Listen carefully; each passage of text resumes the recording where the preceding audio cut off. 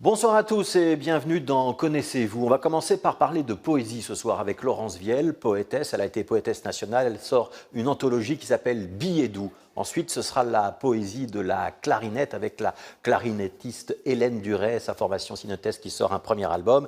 Et on terminera avec un chanteur que vous connaissez forcément, en tout cas au moins une de ses chansons. C'est Ben l'Oncle Soul qui sera notre troisième invité. Et on terminera avec un micro ouvert avec la slameuse Emmanuelle Philippe. On est parti.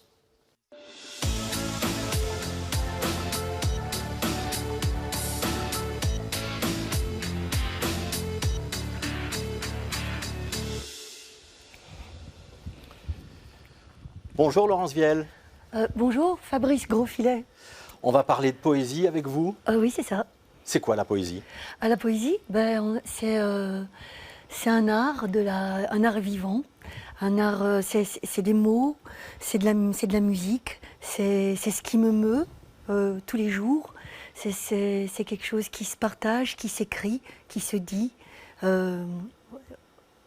C'est comme disait Ferlinghetti, c'est la distance la plus courte entre deux humains. Je crois que c'est vrai. On est poète quand on écrit ou quand on lit, ou on est poète tout le temps? On est poète quand on écrit, on est poète quand on dit, on est poète quand on lit, on est poète tout le temps. On est poète tout le temps. Vous avez envie de vous asseoir? Ah oui, volontiers. Je vais m'asseoir là où il y a le livre. Oui, ce serait une bonne idée. Voilà, parfait. Vous avez été, on dit quoi, poète ou poétesse? Alors moi, les deux peuvent se dire pour moi. Poétesse, voilà. Ouais. Vous avez été poétesse nationale ou poète national. C'était quoi ce titre? Alors ce titre, c'est un titre donc il faut dire qu'Émile Verhaeren qui a reçu ce titre, mais qu'il avait reçu du roi. C'est un poète national. Alors ici, c'est un titre qui est décerné par les maisons de la poésie qui se sont mis ensemble. C'est un événement dans notre belgitude que les maisons de la poésie et d'autres structures qui s'occupent de poésie, comme les Midis de la poésie, se sont mis ensemble, néerlandophones et francophones, pour créer ce titre de poète national. Et donc, il y a d'abord eu un poète néerlandophone, Charles Ducal, ensuite moi-même, et puis de nouveau une poétesse néerlandophone, Els Moors, et puis Karel Norak, et voilà, et puis maintenant Moustapha Kaur, et c'est comme ça un titre qu'on se passe comme un flambeau olympique, hein, c'est assez olympique, et ça dure 2 ans, et donc on doit écrire 6 poèmes par an qui ont un lien avec l'actualité du pays, et qui sont chaque fois traduits dans les autres langues du pays, et qui sont alors diffusés dans les journaux, dans différents journaux néerlandophones et francophones, et c'est une façon de sauter cette barrière linguistique, cette frontière qui est trop présente dans notre pays. Moi, ça m'a permis de découvrir plein de poètes néerlandophones que je ne connaissais pas, parce que dans nos écoles, on nous apprend très peu ce qui se passe de l'autre côté. On a l'impression qu'on vit dans 2 pays différents. En tout cas, la poésie en Belgique, grâce à ce projet, c'est vraiment un seul pays maintenant. Ouais. Ça apporte une lumière supplémentaire, une responsabilité supplémentaire au poète que vous êtes ou pas? Oui, ça m'en a apporté une grande pendant les 2 ans et encore après, parce que du coup, les soirées qu'on organisait ou tous les événements un peu publics qu'on organisait, le souci c'est vraiment alors qu'il y ait des poètes francophones et des poètes néerlandophones, que ça se traduise. Donc on s'est lu, on s'est traduit, on a créé des événements ensemble. Par exemple, avec Charles Ducal, on a créé à Beaux-Arts un opéra avec des chanteurs, des musiciens de l'Orchestre national pour 600 enfants, un chœur d'enfants. Donc ça a fait des projets vraiment bilingues. Et entre autres, où ça a permis vraiment à la poésie pour moi, j'ai l'impression que ça permet vraiment un réveil de la poésie et c'est passionnant. Oui, c'est une responsabilité et c'est une joie surtout. C'est un terrain de jeu qui s'agrandit, quoi.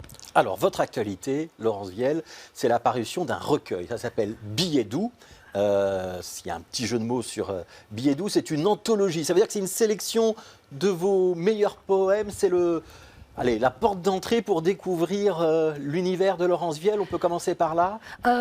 Disons que justement, la première partie du livre, c'est une centaine de pages d'inédits que j'ai écrit entre 2018 plus ou moins et 2022. Et la deuxième partie, oui, c'est une partie anthologique. Alors le livre, il est publié au Castor Astral et j'en suis très reconnaissante. C'est une maison d'édition française, hein? Oui, française. Mais alors j'ai vraiment besoin de dire que toute la partie anthologique, ce sont des poèmes qui ont été édités pour la plupart chez Maelstrom, chez mon ami David Giannoni, les éditions Maelstrom. Qui est une maison d'édition basée à Bruxelles, qui fait beaucoup pour la poésie et pour le slam aussi, hein, à Bruxelles. Énormément. Et même aussi pour remonter plus loin, parce que j'aime bien toujours me rappeler comment le chemin se fait, hein, qui est là pour que ce chemin puisse se tracer. C'est Émile Lanque, qui était le mari de Monique Dorcel, qui avait une maison d'édition Lambéduit, et qui est décédé maintenant depuis pas mal d'années. Et donc c'est le premier qui m'a publié. Et donc après, David a même repris certains de ses poèmes dans des livres et tout ça. Donc voilà.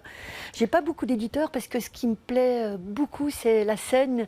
Et ce qui me plaît beaucoup, c'est l'oralité de la poésie. C'est dire des poèmes tout haut, avec souvent accompagné entre autres d'un musicien comme Vincent Granger, un grand compagnon de scène, ou Catherine Grindorge. J'aime vraiment dire avec la musique. Ouais. Et donc, voilà, mais être édité, c'est quand même une énorme joie. C'est la possibilité d'avoir un livre, un objet, et de laisser une trace. Et de laisser une trace, parce que souvent, quand vous dites vos poèmes, ben, on vous dit alors on peut les relire, on peut les relire. Et donc voilà, vous pouvez les relire, et ça me rend très heureuse. Alors je voudrais qu'on ne fasse pas que de parler poésie, je voudrais qu'on en vive un petit peu de la poésie. Est-ce que vous pourriez prendre le livre, si vous l'avez déjà en main, ouvrir à une page de votre choix et nous lire un petit extrait, Laurence Viel? Un petit extrait.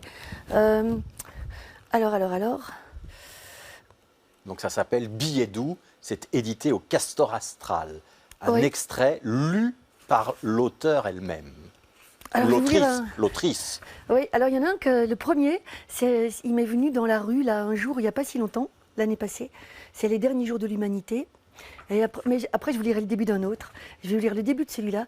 Donc Les derniers jours de l'humanité. Il y eut un peu d'herbe entre les pavés, de la mousse, une plume, des coquilles de je ne sais pas quoi, quelques débris. On sentait bien qu'il faisait trop chaud. Un bout de verre aussi. Les derniers jours de l'humanité, il y eut de la mousse entre les pavés, quelques herbes, une fiente d'oiseau, un masque, un vieux papier, une brindille, un chewing-gum. On sentait bien qu'il faisait trop chaud. On marchait là dans le mois de janvier. On le savait que c'était les derniers jours de l'humanité. Ça, c'est le premier, mais il est beaucoup plus long. Ouais. Et puis un autre, celui-là, c'est parce que, en fait, cette première partie, qui n'est donc pas anthologique, ça croise pas mal de mots aussi qui viennent de ma vie quotidienne. Parce que le confinement, ça n'a pas été toujours facile dans les familles, dans les vies quotidiennes en fait. Et donc on a traversé, nous, notre petite famille, un truc comme ça quoi. Ouais. Et ça vous a fait penser à la fin de l'humanité. Ah non, ça c'est un autre poème, mais ce truc-là, le poème-ci, c'est un truc comme ça. Un truc comme ça d'y aller, plus jamais un truc comme ça, mais plus jamais je te dis. Un truc comme ça qui comme ça te tombe dessus ou un truc un truc comme ça dit que tu savais sans savoir qu'un truc comme ça un truc que quand ça arrive, tu dis allez, ça une fois, mais pas deux fois, pas deux fois comme ça c'est trop, comme ça trop et trop, et dit comme ça, tu vois ce que je veux dire, ça tombe dessus, ce truc-là, comme ça tombe, comme ça te tombe, et ça te tombe dessus, et tu sais que tu dois vivre ce truc comme ça, et tu dois traverser ce truc comme ça, tu le sais, tu dis qu'un truc comme ça, mais plus jamais ça, hein. Et quand ça arrive, tu dis plus jamais un truc comme ça, plus jamais ça, parce que ça dit, hein, ça vraiment, ça c'est ouf, dit, hein. Enfin c'est complètement, enfin tu vois quoi, enfin ça plus jamais ça, je te dis, hein, mais plus, enfin, une fois peut-être tu peux, mais deux fois comme ça, dis, non mais pas deux comme ça. Allez, tu fais ça et ça pour traverser un truc comme ça. Tu fais tout ça et tout ça pour traverser un truc comme ça. Et tu comme ça, allez, tu pousses ton souffle et tu dis, allez, il faut le passer ce truc comme ça. Mais tu sais bien que ce que je dis quand je dis comme ça, tu sais bien que c'est comme ça, mais vraiment comme ça. Et pas comme ça, comme ça, je te dis, allez, un truc comme ça. Alors, et puis après, je dis qu'on l'a passé ce truc comme ça. Et je dis, tu vois, quand tu l'as pris bien entre tes mains, un truc comme ça, quand t'as passé ce truc, t'es comme ça, hein. T'es comme ça, c'est pas tous les jours que ça t'arrive un truc comme ça, et tu t'es dit, hein, tu y arriverais pas, et oui, tu y es arrivé, un truc comme ça, tu l'as passé, et vraiment, oui, vraiment, t'es comme ça, toi, comme ça, t'es comme ça, d'avoir passé ce truc comme ça. Voilà, extrait donc de ces billets doux de Laurence Viel. Est-ce que vous acceptez que je puisse dire de vous que vous êtes une poète ou une poétesse de l'oralité, très influencée par le langage oral. Ah bah oui, complètement. Et j'aime aussi dans ma pratique, ça fait beaucoup partie de ma pratique, c'est recueillir les paroles des autrui, des gens que je croise dans la rue, et d'en faire aussi de la matière verbale, de la matière pour la scène avec eux, pour eux, dans le cadre de résidences, d'écriture, sur différents territoires. Oui, je suis passionnée par l'oralité, comment ça parle, comment on se parle, comment la langue nous parle, comment la langue nous façonne, chacun porte en soi en fait comme une langue différente parce que chacun bégaye différemment, chacun emploie des mots différents, une façon différente, un accent différent. Et j'aime retranscrire ça et en faire un objet poétique. C'est pour moi la poésie, elle est là. Oui. Voilà. Et alors je signale aussi que vous êtes toutes les semaines, le week-end, chez nos confrères de Musique 3, où vous lisez la poésie. Alors vous ne lisez pas vos poèmes, Non. vous avez un plaisir à sélectionner et à lire les textes des autres? Oui, un plaisir fou. En fait, j'aime lire autant des poètes qui ne sont plus vivants que des poètes vivants. Et je cherche des poèmes qui ont un certain format, comme ça 2-3 minutes, puisque c'est le temps de cette capsule de poésie. Et alors j'aime vraiment transmettre, donner le goût de la poésie, la saveur de la poésie. Et voilà, c'est une aventure importante pour moi, celle qui se passe sur Musique 3 avec ces capsules de poésie. Et tout ce que ça me fait naître comme antenne en moi pour sans arrêt découvrir, être à l'affût de poésie. Par exemple, le dernier que j'ai enregistré hier, c'est Claude Donnet, un poète belge qui a reçu un prix littéraire avant-hier. Du coup, je vais un peu voir son Facebook. Et puis, je vois qu'il a écrit un poème pour le mois de janvier qui s'appelle Avec ou sans. Et je me dis, ah ça, et alors en dernière minute avant l'enregistrement, j'ai vite pris ce poème et j'avais l'impression d'avoir découvert une perle. Ouais. La poésie, le slam, les jeunes qui vont faire du rap par exemple, ce sont vos frères, vos descendants. Vous voyez une connexion avec eux ou pas? Ah bah oui. Enfin, autant mes aînés, je pense à plein Donc de poèmes. de Baudelaire à Damso, c'est la même famille? Ah ben, oui, alors je sais qu'il y a des poètes qui font des différences et moi je pense que l'élan poétique, quand il nous traverse et moi je peux être aussi émue par un slammer, un rappeur, par la force de ses paroles, la puissance de la façon comment il le dit, comment il s'empare du quotidien, de sa vie à lui, parce que alors ça va être des paroles souvent plus personnelles comme ça, et pas spécialement d'ailleurs, et qu'un Baudelaire, qu'un Rimbaud, puis Jean-Pierre Verheugen, William Cliff, toutes nos poétesses aussi, Alors la force, je vais quand même le dire, la force de la plupart des textes qu'on peut trouver dans ce recueil, Laurence Vielle, c'est que ça nous parle directement, ça nous parle de notre vécu, notre quotidien, on peut vraiment se projeter, se reconnaître. Je voudrais qu'on dise un mot de la ponctuation. Il n'y a pas de point, il y a des slash par moment, pas de point d'interrogation, j'ai pas vu de virgule. C'est volontaire? Ça me vient pas la ponctuation. Mais en même temps, ce que j'aime bien, pour moi, les textes, j'ai beaucoup de mal à apprendre mes textes par cœur parce que je les partitionne un peu. D'ailleurs, j'ai mis beaucoup de temps avec l'éditeur à vraiment lui dire comment je voulais que ce soit mis sur la page. Et donc, c'est comme des partitions musicales pour moi presque. Et quand je lis comment c'est disposé. Et alors, les slash, c'est quand il faut vraiment. Il y a quand même des points d'interrogation. Là, j'en vois. Là, il y a que des questions. Parce qu'il y a parfois des poèmes où il y a beaucoup de questions. Alors là, je mets des points d'interrogation. Sinon, oui, c'est vrai, par exemple, dans le premier, il n'y a aucune ponctuation, mais il est vraiment disposé comme j'aurais envie qu'on s'arrête, qu'on le lise, qu'on le ressent. Qu'on souffle. C'est avec le souffle, peut-être, que j'écris.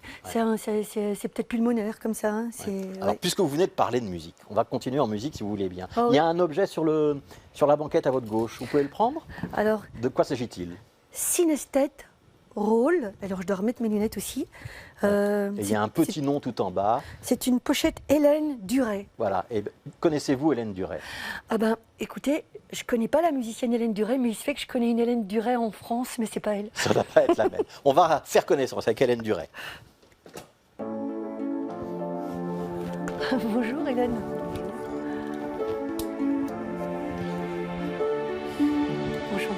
Enchantée. Hélène Duret, je peux vous proposer de vous asseoir en face. Comme ça, ce sera plus facile pour discuter avec Laurence Vielle. Est-ce que vous pouvez vous présenter? Donc, d'abord, vous avez appris que vous avez une homonyme, ça c'est déjà bien. Et est-ce que vous pouvez dire qui vous êtes? Alors moi, je suis, comme vous l'avez dit, Hélène Duret. Et je joue de la clarinette et de la clarinette basse et je compose de la musique. Et récemment, le 24 juin 2022, on a sorti cet album avec le quintet Synesthète, un album qu'on a appelé Rôle. Et c'est pour ça que je suis ici, c'est pour présenter cet album qu'on a sorti avec le label bruxellois Iglo Records. Voilà. Synesthète, ça pourrait presque être le titre d'un poème. Vous pouvez expliquer ce concept? Alors, synesthète, c'est la contraction de quintette avec synesthésie, donc ça fait synesthète. C'était un petit clin d'œil à la synesthésie, qui est un phénomène neurologique assez peu connu, je crois. Alors, Oui, développez-le alors. quoi? Ah, tu sais pas ce que c'est, toi? Non. C'est, pour faire rapidement, il s'agit de personnes qui perçoivent la réalité en associant plusieurs sens. Donc, qui vont écouter de la musique, au moment où ils écoutent de la musique, ils voient des couleurs. Une personne peut leur évoquer une forme. Moi, je vois les chiffres et les lettres en couleurs, par exemple. Et il existe plein de formes de synesthésie. Et en fait, c'est tout un monde très intéressant à découvrir. Ah, depuis que vous êtes petite, vous voyez les chiffres et les lettres en couleur? Je ne sais pas si c'est depuis que je suis petite, mais je m'en suis rendu compte à un moment donné. Par exemple, le 1, c'est quelle couleur? Le 1, il est plutôt noir. Oh. C'est Rimbaud aussi qui faisait comme ça avec les couleurs. Ah oui? Ah, je Oui. connais pas. Enfin, je connais Rimbaud, mais je savais pas qui. Vous êtes clarinettiste. Oui. On peut dire jazz? Oui, on peut dire jazz, tout à fait. Ouais. C'est une musique qui vous parle, Laurence Viel, le jazz? Oui, j'aime beaucoup l'aspect, tout ce qui est improvisation dans le jazz. Et j'ai déjà eu la joie de travailler avec des jazzmen, de dire ma poésie avec des jazzmen qui m'accompagnaient. Et donc oui, j'aime beaucoup, beaucoup. Et oui, il y avait un endroit que j'adorais quand j'étais jeune, où j'ai beaucoup été, c'était le CAI. Le Caille Théâtre? Non, c'était le CAI, c'était une boîte de jazz à côté, il y a longtemps. Alors, reprenez l'album, si vous voulez bien, dans vos mains, Laurence Viel. Est-ce que vous pouvez lire les titres des morceaux au dos de la pochette? Parce qu'il y a un travail sur les titres de ces morceaux. Le bonnet, hier, reine sous terre, la mesure du possible, pas de nom, pas de signal, expliquer l'inexplicable, flying low, salopette, l'envers, mouillette. Comment on décide le nom d'un titre, Hélène Duret? Chaque titre a un peu son histoire. Il n'y a pas vraiment de lien entre chaque titre, mais c'est vrai qu'en faisant l'ordre des morceaux, au final, on peut se raconter ce qu'on veut. C'est ça qui est chouette. Je trouve que ça peut raconter une histoire. Le titre Pas de nom, c'est en référence au film Le Dernier Tango à Paris. C'est une histoire passionnelle de deux amants qui décident de mener leur relation sans jamais se donner leur nom. Pas de signal, il n'y a aucune raison à ce titre. Et alors, la mesure du possible? La mesure du possible, en fait... Un jeu de mots sur la mesure, évidemment, que les musiciens connaissent bien. C'est surtout... oui, peut-être, mais en fait, c'est un morceau de Benjamin Sauzereau, le guitariste du groupe. Donc c'est lui qui l'a appelé comme ça, donc il faudrait qu'il soit là pour vous expliquer le titre. Alors à défaut d'avoir l'explication, on va avoir un extrait, La mesure du possible, avec Hélène Duret.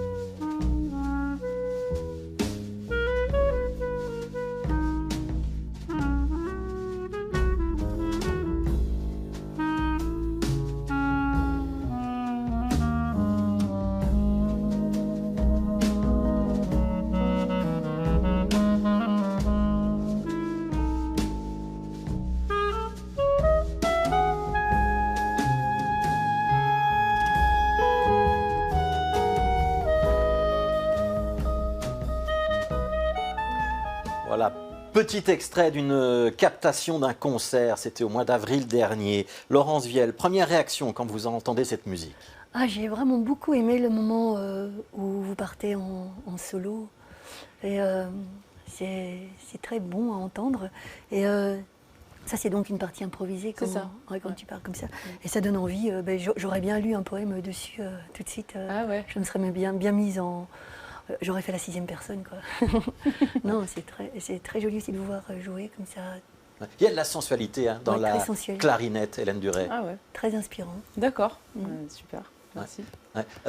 Un mot sur le style de musique que vous pratiquez. Quand on pense clarinette dans le jazz, on a souvent l'association avec la New Orleans, ce vieux jazz un peu Dixieland. C'est pas votre propos. Hein. Non, pas du tout. J'adore ça, mais j'ai joué à une époque beaucoup de musique traditionnelle aussi, mais qui n'allait pas vers le Dixieland et la New Orleans, pas spécialement. Mais, Il y a le klezmer aussi, par exemple. oui, hein. oui, oui, voilà, le klezmer, musique balkanique, musique traditionnelle même française de l'Occitanie. Vous êtes française, hein, on va dire ça. Oui, Vous êtes arrivée à Bruxelles pour faire le conservatoire. voilà, c'est ça. Je suis Et vous arrivée avez en- décidé en de rester. 2013. C'est ça. Suite au conservatoire, j'ai décidé de rester. Puis récemment, je suis repartie. Mais je suis quand même restée 8 ans à Bruxelles. La scène jazz, quand on est une jeune femme, parce que là on vous voit, vous êtes entourée d'hommes, hein, ça reste une scène masculine? Oui, quand même, mais de moins en moins, parce que quand même des initiatives qui sont faites, les politiques qui poussent. Donc il y a quand même des choses qui changent. Mais malgré tout, on reste une petite proportion de femmes instrumentistes. Je vous propose qu'on écoute un deuxième extrait de l'album. On va donner le nom du contrebassiste, c'est Phil Caporali. Oui.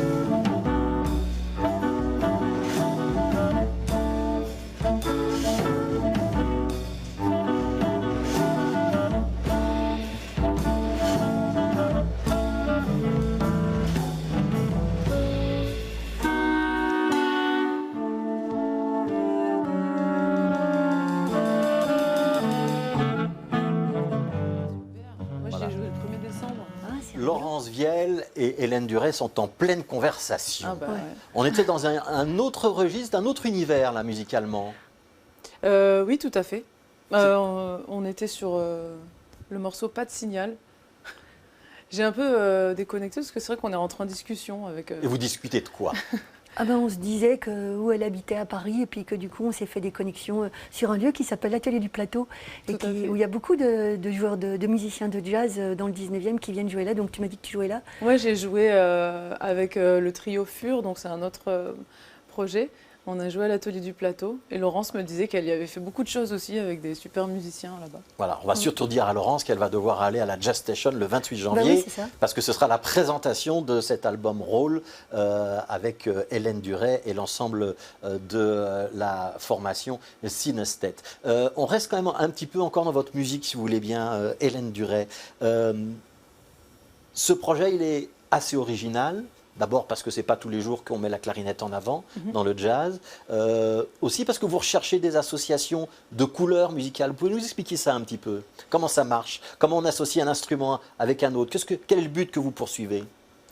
Alors, Parce que vous composez beaucoup, hein? voilà, je compose. Donc Benjamin Sauzreau aussi compose, mais là sur le disque, c'est la plupart de mes compositions. Notamment dans le morceau qu'on vient d'entendre, j'avais vraiment envie dans cet album d'imaginer la section contrebasse, clarinette et saxophone comme un seul instrument qui pourrait être une main droite ou main gauche d'un piano. C'est une association d'instruments qui n'est pas hyper... qu'on ne retrouve pas forcément beaucoup. Donc voilà, j'ai envie de ça. Puis j'avais aussi envie que la contrebasse puisse avoir la parole un peu plus souvent comme quelqu'un qui pourrait chanter, donc qui aurait un rôle de mélodiste plutôt qu'un rôle de bassiste. D'où le fait qu'effectivement, là, Phil, sur ce morceau, il a le thème principal. Et il y a d'autres morceaux où il a le thème principal. Et donc j'avais envie d'imaginer un peu ça, où on peut échanger un petit peu les rôles, voir comment on arrive à bouger un peu les lignes classiques qu'on connaît. C'est aussi pour ça que ce disque s'appelle Rôle. Alors, il y a déjà eu une tournée en France pour la présentation de cet album. Ouais. Maintenant, c'est la tournée en Belgique qui commence. Hein, donc, vous serez le 28 janvier à la Jazz Session. C'est à Saint-Josse. La veille, je pense que vous êtes à Liège. C'est important de présenter l'album en public. Quand on fait du jazz, le plaisir est où? Il est dans l'enregistrement ou il est dans la confrontation avec l'auditeur? Elle est dans les deux, hein. Quand on fait une session studio, il se joue plein de choses hyper importantes pour le groupe et la musique. C'est une démarche où la concentration est très très forte pendant des heures et des heures. Et quand on arrive en public, c'est encore autre chose. C'est du live. Il se passe des choses comme on a beaucoup d'improvisation, que la musique reste assez ouverte. Il se passe des choses qui pourront jamais se repasser par la suite. C'est pour ça qu'on aime bien les enregistrer aussi et faire des lives, des vidéos live, etc. Mais c'est deux démarches différentes qui se complètent énormément. Et puis c'est vrai qu'avec un album, on le pose sur un disque, on le livre au public, qu'il l'achète ou pas, ou qu'il l'écoute ou pas, mais on ne saura jamais vraiment ce qu'il en pense au moment où il l'écoute. Alors qu'après un live, les gens viennent nous voir spontanément, il y a des discussions, il y a de la rencontre. C'est deux démarches différentes. Laurence Viel, j'aimerais savoir comment vous travaillez. Vous travaillez en musique ou pas? Pour écrire mes textes? Oui. Je travaille. Alors la marche pour moi c'est quelque chose de très important. Quand je marche beaucoup, beaucoup, et dans la ville, dans la campagne, et quand je marche, il y a des mots qui me viennent. Et alors depuis quelques années, je les enregistre avec mon téléphone. Cette petite machine m'a donné des nouveaux possibles d'écriture. Alors je les enregistre et ça me vient vraiment en marchant et ça c'est très. Ça m'étonne, ça me traverse comme ça et j'enregistre. Et puis sinon, il y a beaucoup de choses qui naissent avec le musicien avec qui je travaille beaucoup, le clarinettiste, c'est Vincent Granger. Et alors, sa musique peut faire naître des choses. Et aussi beaucoup, quand j'écoute les gens et que je prends leurs paroles et que j'écris comme ça, en écoutant les gens comme ça, j'écris leurs paroles et tchac, tchac, tchac, tchac, tchac, ça se met en place et voilà, c'est plusieurs façons de travailler. Tchac, tchac, tchac, tchac, tchac. Ça a l'air si facile, la poésie, quand vous en parlez. Je voudrais vous faire découvrir un autre artiste, Laurence. On va rester dans la musique. Si je vous dis Ben, est-ce que vous connaissez Ben?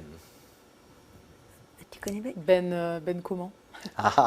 Alors, Ben l'Oncle Soul, est-ce que ça vous aide? Oui, alors moi je connais le nom très bien, mais je crois que j'ai... Alors moi je suis sûr que vous allez le reconnaître, en tout cas vous allez reconnaître au moins une de ces chansons. On accueille Ben.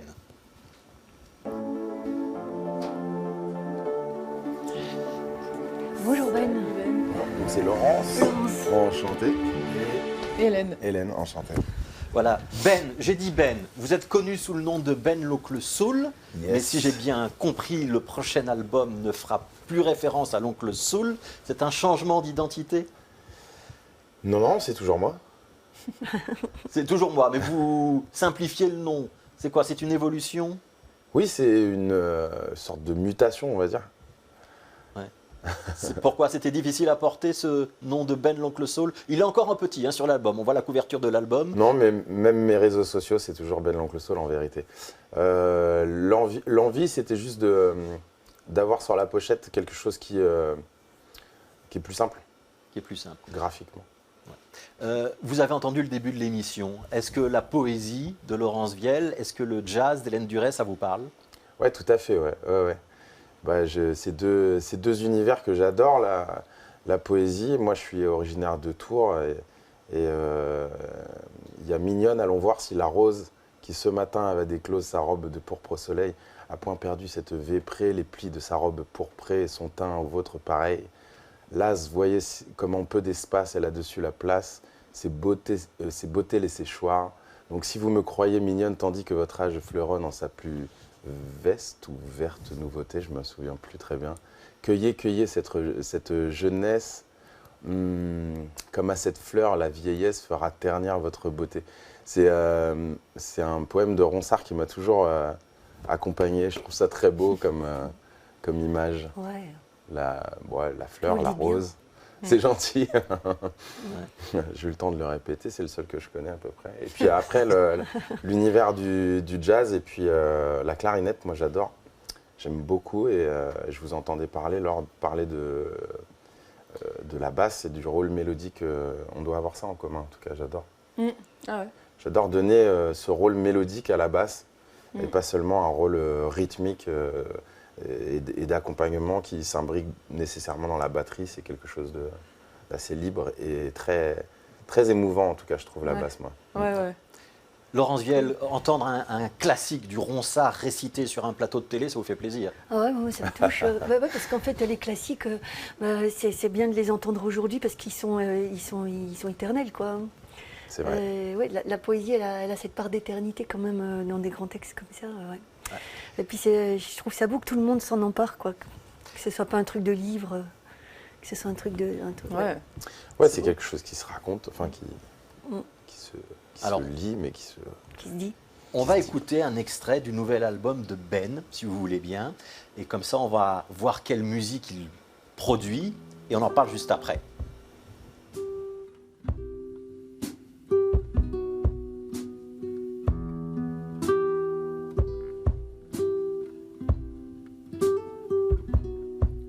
Said I know where sky has open doors and I go there, leaving all behind out of nowhere.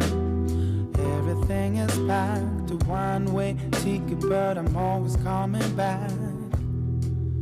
I believe we can make a new day, and I swear I have seen when the cover's away, eyes that care for you, and I know it's easier to hide, going with the flow. Said I know where sky has open doors and I go there, leaving all behind out of nowhere. Everything is back, a one-way ticket, but I'm always coming back. I believe there's an unknown way, and I swear I have seen when the clouds ain't gray, and eyes don't stare, and oh, and I know, tell you how to think, what to say or do, yeah.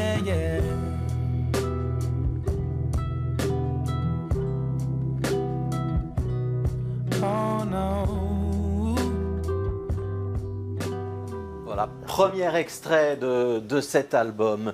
Première réaction alors, Pascal Vieille, Hélène Duret pour commencer. Laurence, Pascal, c'est ma sœur. Oui, Laurence Viel, pardon. Ouais, voilà. Confusion. Pas grave. Il connaît votre sœur? Oui. Oui, on va expliquer. La sœur de Laurence s'appelle Pascal, elle est professeure de droit et il arrive que je l'interviewe aussi. D'où la confusion. Génial. Et en plus, on se ressemble. Bah, je trouve que vous avez une voix formidable. Ah bah c'est Vous gentil. voyez, dès que j'ai entendu la voix, ça m'a touchée. Ah Ouais. super. Ouais. Il faut remercier mes parents. Mais c'est vrai que c'est un de vos atouts, Ben. C'est un peu le principe aussi du chanteur normalement. Ouais. C'est d'avoir un timbre différent ou particulier, quoi. Enfin, je trouve que l'empreinte sonore et vocale, elle est importante, quoi. Ouais, mais c'est marrant, quand vous parlez comme ça, vous avez une voix un peu grave. Ouais. Et là, vous avez une voix en fait, plus aiguë quand vous chantez. Et c'est parce que la musique me rajeunit. Hélène Duret, ce que vous venez d'entendre, on est loin du jazz évidemment, mais est-ce que ça peut résonner quand même en vous? Oui, pareil, j'ai tilté sur la voix parce que en plus je prends des cours de chant Ah yes. avec un certain David Ferron qui est incroyable, un technicien de la voix. Et donc en écoutant, je me disais, ah, comment il place son, comment il place son palais, comment il place sa mâchoire. Alors, réponse, Ben, est-ce que vous pouvez donner l'un ou l'autre truc technique pour bien chanter? Pas du tout. J'ai pris à un moment donné des cours qui m'ont desservi. Enfin, c'était intéressant, hein, mais j'ai pas du tout eu envie de poursuivre sur ce chemin pour exprimer ma musique. Ça m'a pas vraiment aidé, en fait. Voilà. En revanche, ça m'a aidé à me préparer. Par exemple, pour les concerts, j'ai trouvé ça plutôt intéressant un peu à l'image du sportif, de se préparer à une course ou à quelque chose à une espèce d'exercice physique, quoi. Des échauffements vocaux. Ouais, c'est ça. Ouais. Parce qu'en fait, on pense à... Moi, j'ai toujours pensé à échauffer mon corps, mais pas nécessairement ma voix. Me disant qu'au moins, si j'étais chaud, peut-être que la voix suivrait, mais en fait, c'est complètement indépendant. Donc maintenant, je chauffe ma voix et mon corps. Le corps, c'est important de le chauffer aussi quand même. C'est ça. Le morceau qu'on a entendu, hein, c'est Sky Has Open Doors. L'album, c'est Easy Q.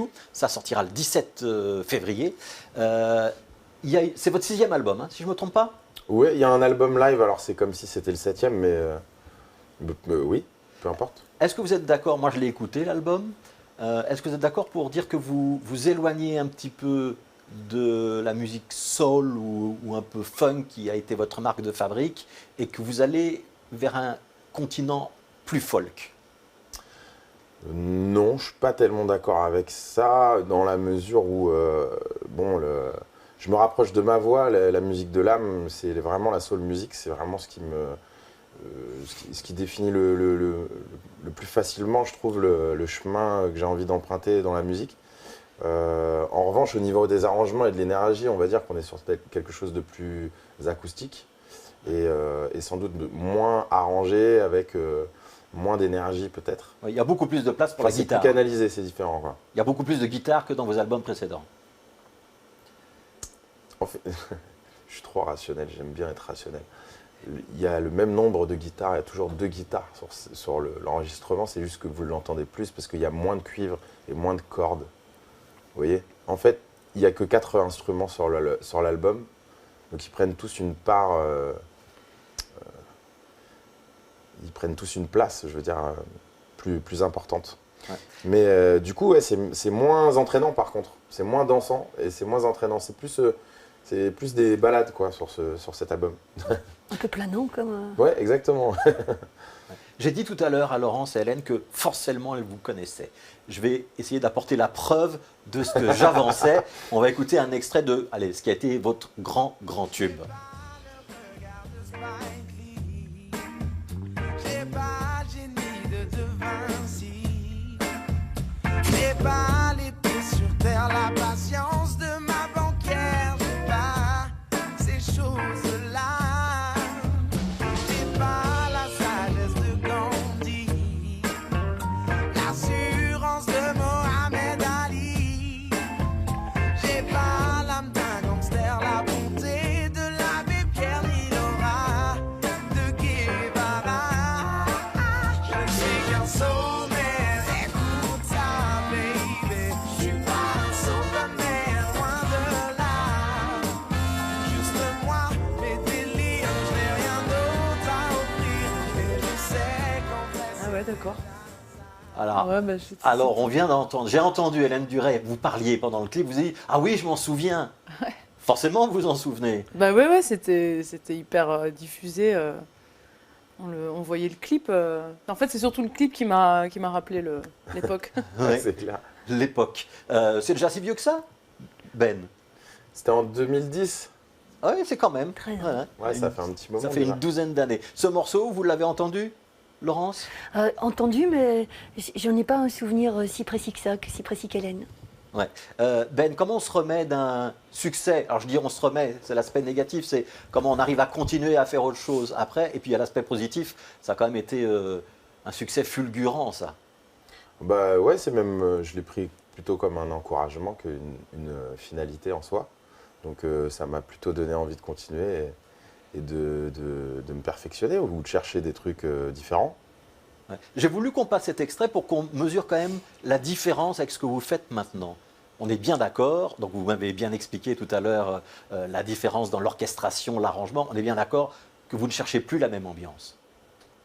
Bah c'est pareil, ça va encore évoluer. Hein. Rien n'est figé en musique. Moi, sur ce disque-là, en tout cas, ça a été composé pendant le confinement, donc j'étais aussi dans une espèce de forme d'écoute et de silence qui fait que j'avais pas vraiment nécessairement besoin de danser ou de faire la fête. C'était pas vraiment à l'ordre du jour, mais quoique, avec ma fille, on a bien rigolé pendant le confinement. Oui, c'est différent. C'est différent. Hélène, quand on dit il y a une ambiance différente d'un album à l'autre, c'est votre deuxième album, hein, le premier était autoproduit. Vous avez déjà une idée de ce que sera le troisième et vous pouvez vous aussi déjà dire ah bah, le troisième sera différent, je vais aller dans telle ou telle direction, ou ça arrive sur le moment où on le fait? Je ne sais pas si je peux répondre à cette question puisque l'idée du troisième album est à peine peut-être en train d'émerger. Ouais. Donc, mais j'imagine que oui, ce sera différent. Puis je travaille sur d'autres projets parallèlement et moi j'ai besoin que les choses soient différentes et j'ai besoin de sentir que je fais pas la même chose d'un projet à l'autre ou d'un album à l'autre. Donc oui, ouais, je pense que ce sera différent si on fait un troisième album. Ouais. Enfin, j'espère. Laurence, vous savez déjà à quoi ressemblera C'est beau, votre prochain recueil ou pas?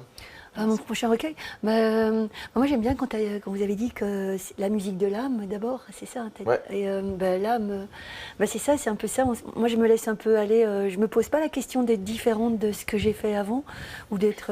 Je me pose la question d'être toujours au plus juste avec ce qui me traverse et de le dire et de le faire entendre, de le faire sentir, de le faire exister. Et voilà, c'est la poésie peut-être. C'est aussi la musique de l'âme, quoi. Donc Tout à fait, ouais. elle nous emmène Et de l'esprit. ouais, elle nous emmène là où on la laisse aller aussi, là où on lui permet d'aller.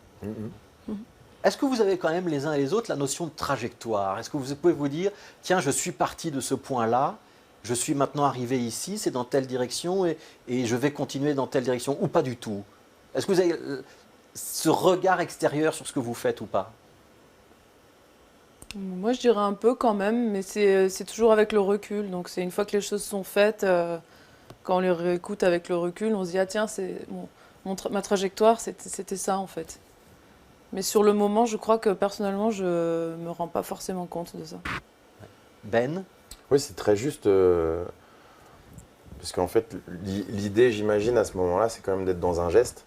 Donc, pour laisser le geste dans toute sa splendeur et son explosivité, et puis sa force aussi, il faut sans doute pas être à ce moment-là dans l'introspection et être dans le recul.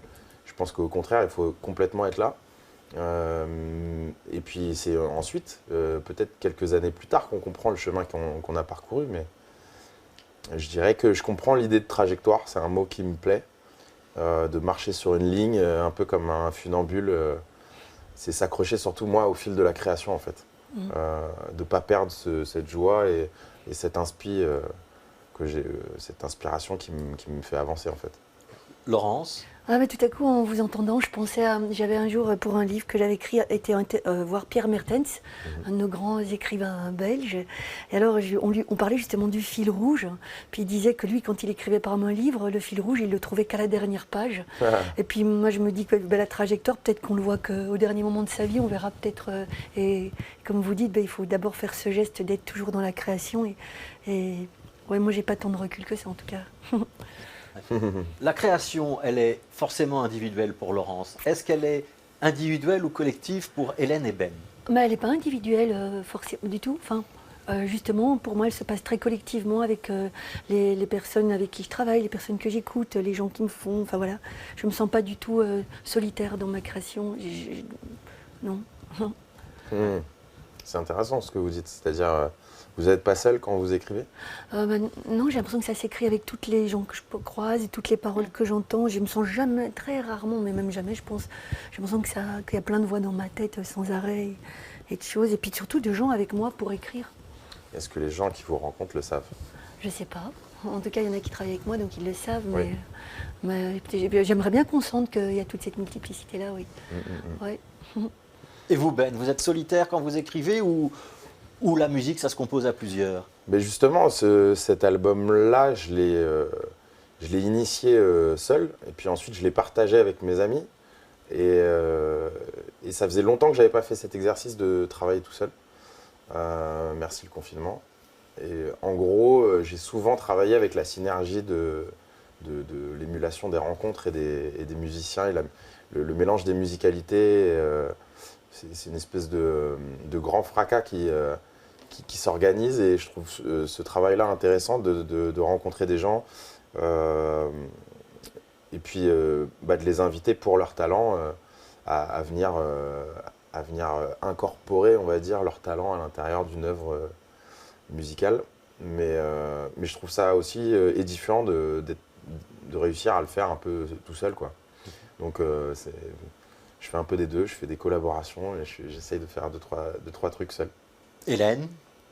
Dans oui, le jazz, c'est à la fois solitaire et collectif. Hein? Oui, c'est ça, le moment de l'acte d'écrire, de composer, d'émerger une idée. Moi, j'ai vraiment besoin d'être très seule pour faire ça. Mais une fois que c'est sur le papier, ou en tout cas que ça a émergé, effectivement, moi, je travaille aussi avec le groupe, donc aussi la musique, si elle ressemble à ça dans ce quintet, c'est bel et bien parce qu'on l'a construit tous ensemble. On amène un morceau, mais derrière, tout le monde y met son âme aussi. Enfin, donc à ce moment-là, ça devient collectif, je pense. Alors on va écouter un deuxième extrait du nouvel album de Ben. Ça s'appelle Levitate.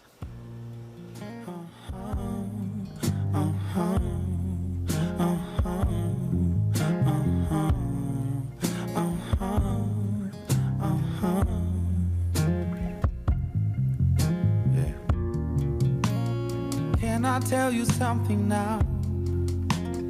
I don't know if you felt me. Sorry, but it's been a while. You don't know, it's kind of crazy. I don't even know your name. Holding on, I don't know why. You're just doing something to me. I know when I think you're mine. Everything levitate, levitate. Everything levitate, levitate. Everything levitate, levitate. Oh yeah. Or maybe you know my name, silently watching over me. Maybe we rise and feel the same when everything levitate. Everything levitate, levitate. Everything levitate, levitate. Everything levitate, levitate. Oh yeah. Everything levitate, levitate. Everything levitate, levitate. Everything levitate, levitate.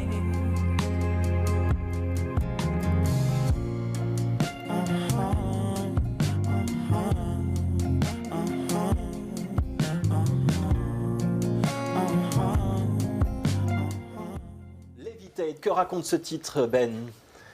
J'essaye d'exprimer cet état de lévitation, en tout cas quand on se sent bien en fait, cet état de plénitude. Ça peut être nourri et suscité par plein de raisons, mais moi, ma famille et passer du temps avec les miens, c'est vraiment un truc qui peut m'élever jusqu'au point de me sentir parfois au paradis, je suis content. Ouais. Je voudrais qu'on s'arrête un instant sur les mots. Levitate, c'est un très joli mot. Vous êtes sensible à la musicalité des mots et j'aimerais aussi entendre Laurence là-dessus. À la musicalité des mots? Ah oui, alors moi je pratique pas du tout l'anglais et je le comprends d'ailleurs pas bien, mais alors je le trouve, j'aime beaucoup l'entendre comme ça chanter, voilà. Et oui, vraiment pour moi les mots, ça dit ce que ça dit. J'aime bien raconter des choses quand même qui se disent, mais c'est très musical bien sûr. En poésie, dans la poésie, on est tout le temps confronté à la matière de plastique presque du mot quoi. À la matière, oui c'est de la matière pour moi. Ouais. Et même quand je le dis tout haut, quoi, c'est de la matière qui sort de moi et c'est comme si ça se sculptait au fur et à mesure. Ouais, c'est musical. Et Ben, passer du français à de l'anglais? Moi, en fait, j'ai un amour pour l'anglais parce que j'ai découvert la musique avec l'anglais. Ma mère passait des disques de rhythm and blues à la maison. Et pour moi, presque, c'était c'était la langue de la musique, quoi. C'est ensuite que j'ai découvert qu'on chantait aussi en français, mais donc je pense qu'il n'y a pas besoin de, il y a pas de langue dans laquelle on peut mieux s'exprimer que l'anglais pour faire de la soul music, je trouve. Ça swing mieux? En tout cas, moi, le truc, c'est qu'on est toujours un peu aussi porteur de tout ce qu'on a écouté, qui nous a construit. Donc, moi, j'ai écouté principalement de l'anglais, quoi. Et je trouve que ça m'a construit. Et finalement, quand je chante en français, j'adore cet exercice. Surtout que c'est moi, je suis français, j'ai grandi, c'est ma langue maternelle. Mais quelque part, j'ai l'impression de ne pas exprimer 90% de la musicalité des mots, justement, et de leur émotion. Parce qu'on n'a pas du tout les mêmes sonorités que l'anglais, quoi. Ouais. Vous comprenez ça, Pascal? Laurence? Non, moi je trouve que le français il permet d'exprimer plein de choses, mais enfin je comprends que vous pensiez ça et que c'est comme ça que.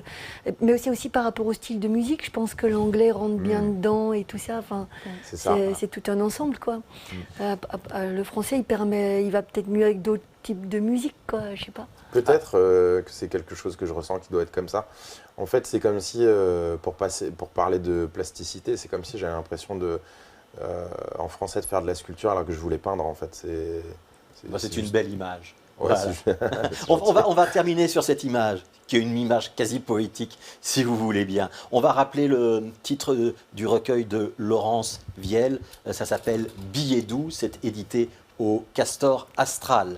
En ce qui concerne Hélène Duret et l'ensemble Synesthète, c'est un album qui est paru chez Igloo et qui sera présenté en concert. C'est le 28 janvier à la Jazz Station à Saint-Josse.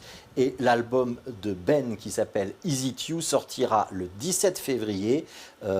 Et c'est le Label Enchanté qui est la maison de disques. Merci à tous les trois d'avoir participé à cette émission. Merci. On va se quitter avec un micro ouvert. C'est une slameuse. C'est Emmanuel Philippe qui est avec nous avec un titre qui s'appelle L'œuvre au blanc.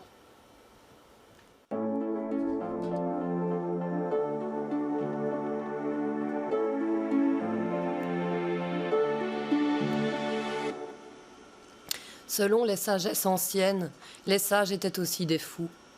Ils expérimentaient des choses farfelues afin d'élargir leur champ de perception. Le sage n'est pas humain, en ce qu'il n'est pas soumis à l'obligation d'être bon. Il accueille les pécheurs comme les saints. Il embrasse la dualité inhérente à notre condition. Le tout est l'un, le yin, le yang, le blanc, le noir, le bien, le mal, l'homme, la femme, le jour, la nuit. Ces opposés qui s'attirent et qui nous tirent en satire vers l'union des contraires. Pour Jung, l'homme qui veut évoluer est invité à explorer sa part d'obscurité afin d'y découvrir ses ombres et leur permettre de voir la lumière du jour. Il s'agit de l'œuvre au noir. Ouais, ça nous arrange pas, ça. Filez-nous du tout blanc, lisse, nickel, fonctionnel, direct. Ou allons tous vivre sur la Lune? Merde, à cette terre des contraires. Ah, mais sur la Lune, il n'y a pas d'eau, ou alors elle est congelée. Et puis, un monde tout blanc, ça nous pèterait les yeux. Il y a peut-être que la Reine des Neiges qui y survivrait. Un monde d'ash, plus blanc que blanc. Mais nous, ô villes souillures de joyeuses fanges humaines, on y ferait des tâches. Ouais, donc pas moyen de louper la crasse. Ok, alors on va faire l'exercice de se regarder en double face. Tenez, moi, par exemple, je m'appelle Emmanuel. L'Emmanuel en hébreu, c'est Jésus, le bienvenu. Emmanuel, c'est aussi le titre d'un film érotique des années 70. En outre, il me semble être une personne extrêmement pacifique tout autant que violente. Pareillement équipé, il se pourrait que je déblatère des choses vraies et la vérité blesse. Or, je ne tiens pas à blesser vos oreilles, tout au plus à les percer d'heureux bijoux, de joyeux joyaux. Mais revenons-en à nos moutons blancs et nos moutons noirs. Les uns nous offrent de doux chandails qui nous réchauffent de la haine piquante des autres. Les contrastes s'activent mutuellement. Nous sommes tous à la fois anges et démons. La confusion qu'entraîne tout ceci nous rapproche de la vie mystérieuse de l'âme. Oh mon Dieu, je m'égare, ma pensée part en fractale. Suis-je folle? Oui, mais si je suis folle, alors je suis sage aussi. Je ne sais, je patauge dans mes noirs instincts primaires. Jung, Hermès, Isaac Newton, Einstein, Gandalf, sortez-moi de là! Ne t'inquiète pas, petit Emmanuel. À chaque découverte d'une de tes parts sombres, tu peux choisir d'en amplifier la part lumineuse. Ainsi, tu te diriges vers l'œuvre au blanc. Un état stable d'extase consciente consécutif à la nuit de l'œuvre au noir. C'est comme un bounty. La croquante carapace de chocolat renferme l'immaculée pâte de noix de coco. Ok, alors let's go. Chaussons nos bottes en caoutchouc, en chaos de chouchou, et vautrons-nous dans la gadoue pour une œuvre infinicolore. Voilà pour ce maillage d'anecdotes entremêlées de grands fondements. Ainsi va la vie, dans le ridicule, l'extraordinaire aussi. Bisous. L'œuvre au blanc, un texte d'Emmanuel Philippe. Emmanuel Philippe, vous pouvez la retrouver sur Facebook, sur la page Cortexte, corps-texte, c'est en deux mots, c'est un jeu de mots, c'est du Emmanuel Philippe. Connaissez-vous reviendra la semaine prochaine et moi je vous donne aussi rendez-vous tous les matins de la semaine pour la nouvelle matinale de BX1, ça s'appelle Bonjour Bruxelles, c'est du lundi au vendredi à 7h25. À bientôt.